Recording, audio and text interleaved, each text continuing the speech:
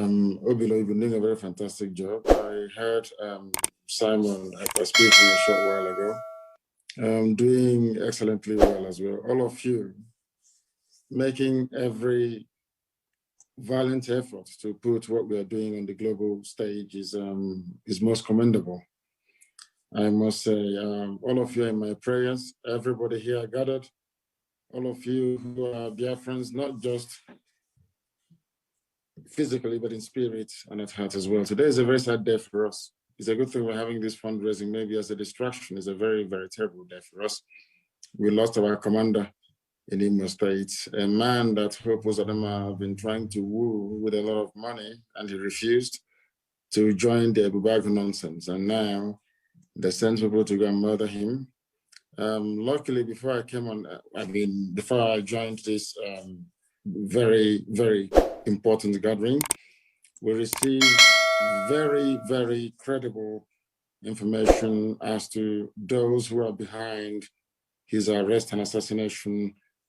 And I can assure Biafrans all over the world, especially those of you that I'm sat here with, that in the coming days and weeks, they will pay very dearly for the treachery and the betrayal of this very illustrious son, the very best of the best that we have in our ranks. And we say, may his soul rest in peace. The death of Ikonso and earlier, what Simon had played, the senseless murder and slaughter of the innocent in our land is continuing unabated. As you all know, we have about 4 layers of enemies who are very, very determined to try to stop us. The Fulani Janjaweed, they are using the instruments of terror in the state, which is the police and the army, to come after us. All of you also are aware of your so-called governors, and of course, Ohanese and the Filefu Brigade. These are all the enemies that we need to confront. We must not run away from them. Every day is not going to be fantastic. Some days, like today, we're going to mourn. Some days we're going to go through a period, should I say, a phase of the dampening of spirit, so to speak. But we must not allow ourselves to be overtaken, excuse me, by what our enemies are doing.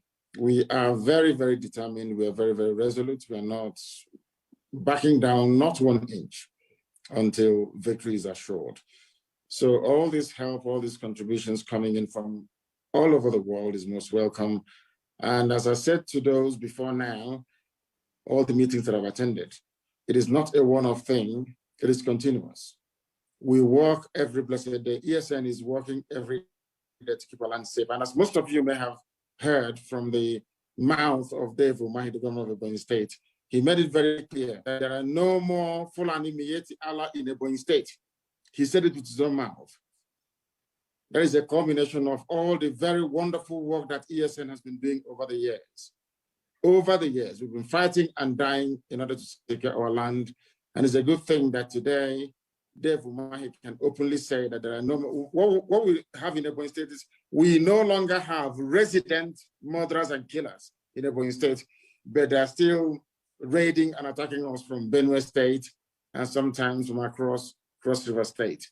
But as I said, because we are determined and relentless in pursuit of what we know to be right, eventually we are going to rout all of them and Biafra land will be rid of Fulani, Janjaweed, and headsmen. Now, I'm also sure that some of you may have received some intelligence reports emanating from Anambra State that Willie Obiano directed every traditional ruler and president general of the various autonomous communities we have in Anambra State to provide land for Miyetti Allah and for Fulani in Anambra State.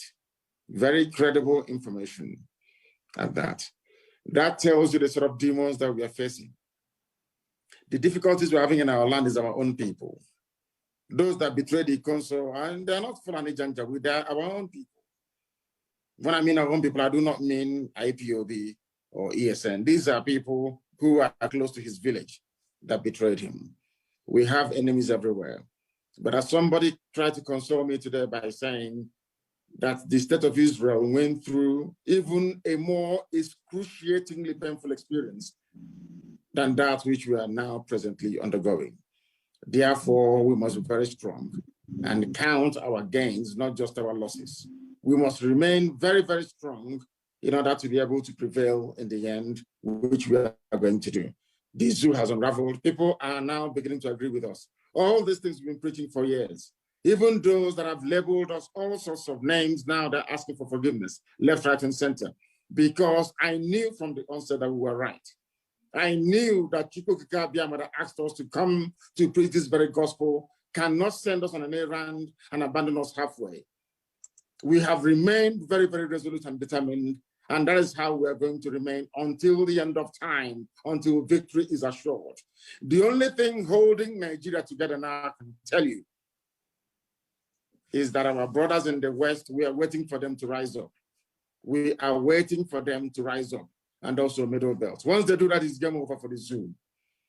But the Fulani Janjaweed will do everything they can in order to slow us down. They cannot stop us, in order to delay and to slow us down.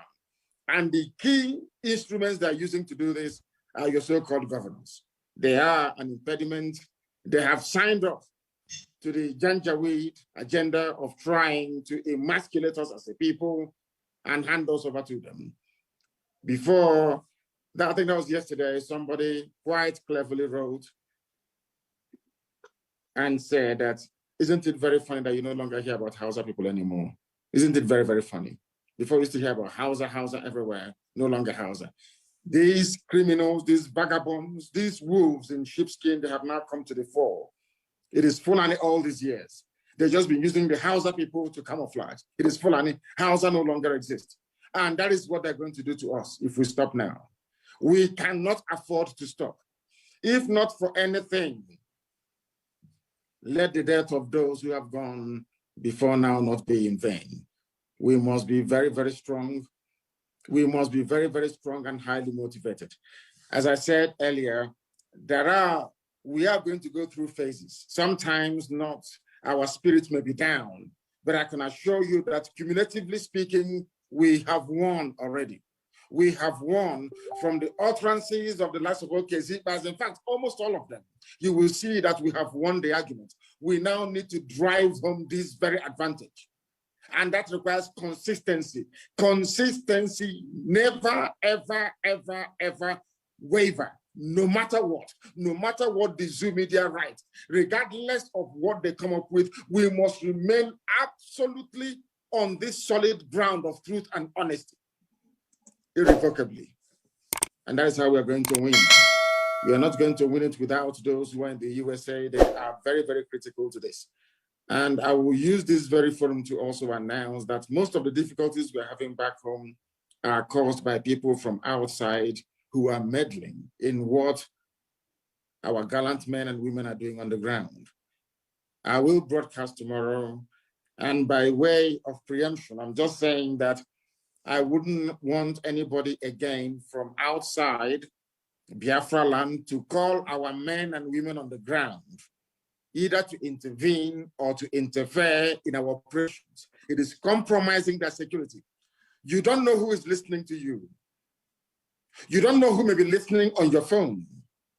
Therefore, calling people on the ground, especially those who are in the forest, defending our land, asking them very key and sensitive questions betrays their location. That's what we are doing. And such thing has happened the early hours of this morning will continue to happen until we learn to be disciplined. Discipline is the only thing we have. The greatest armies in the world throughout history, they have one thing in common, and that is discipline. We must all be disciplined. Although we are not carrying AK-47 on the front line in Biafra land, we must be disciplined enough to say to ourselves, let us allow our commanders on the ground to handle the situation. People must stop interfering. People must stop creating forums for the sake of it. People create forums to say, oh, we want to talk to the ESN commander in our village. And in the process, their position is compromised. We cannot allow such things to continue. We must be highly, highly disciplined and refrain from contacting those who are on the ground. If you want to provide any help, such platform as we're having today is a very good place for us to start. You give us a contribution, you make a donation, it is going right to the ground. Some of you must ask yourself this question: how have we been managing to be fighting these people? How do we get the weapons and the bullets to fight them? It is the contributions that you're making. We are buying all these things where we can. We manufacture where we can also to make sure that we sustain this very effort. We have lifted the gun. We're not going to drop it until freedom is assured. Never, ever. We're not going to go back anymore. So these are the things that we must all understand, each and every one of us. Don't say because when Asians had their own fundraising, I gave them money. Because of that, I'm not going to contribute. Now that the liaison office is doing theirs as well. Everybody must come together to contribute, not once, not twice, but continuously until victory is assured. And that victory, I can tell you categorically, is not far off from where I am sitting right now. The zoo is in a very bad shape. We must not relent. If we relent now, what happened during NSAS protests will happen to us again. We must be very strong. We keep pushing. Not every day that we are going to score 100% victory. Sometimes we may suffer casualties as we did today, but overall, we outnumber them. And the men are in high spirits. And in the coming days, and should I say hours and days, you will hear the scores, finally. So I must once again thank the organizers, the King, and of course, and all those who are helping, Obilo and Simon. You guys are doing exceptionally well, and may you continue and not be distracted. Thank you very much. And may Chukwu Kikabiyama bless and keep each and every one of you. You say. Thank you very much. That's our great leader. That's our great leader, and the best gift, as I always said, that I've given to our generation. So we continue to pray that God Almighty will keep you, strengthen you. Honestly, it's a very sad news. I'm just hearing it now. But nevertheless, we know the kind of heart God has given to you. It may not be easy to say sorry or to endure to all of us, but I know it is something that have hitten you a bit hard somehow. But please, sir, let it never be anything that I'm just saying, but it's not going to be. But let me just say, for women's sake, let it never be anything that will pull you down. As you said from day one of your broadcast, if they will not give us Biafra, let all of us vote them. And that is the level we are, and we'll continue. Thank you very much, and we really love you. And ladies and gentlemen,